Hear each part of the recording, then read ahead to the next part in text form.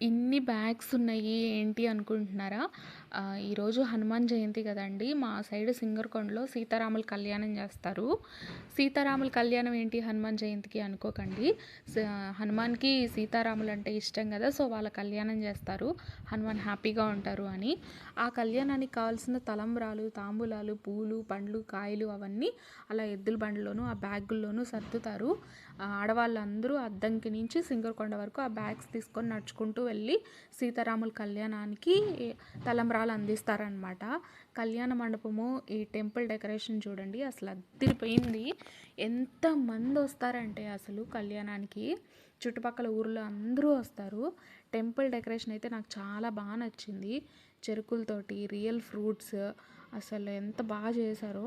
ఇదైతే స్వామివారి కళ్యాణానికి పసుపు దంచిన రోళ్ళు అనమాట. ఈ రోడ్లోనే 2 రోజుల ముందు పసుపు దంచారు. ఈ వీడియోలో కనిపిస్తున్న సింగర్ నేమ్ ఎవరికైనా తెలిస్తే కామెంట్ చేయండి. చాలా ఫేమస్ సింగర్. ఈ వీడియోలో ఇంకా చెప్పాల్సినవి చాలా ఉన్నాయి కానీ టైం సరిపోవట్లేదు.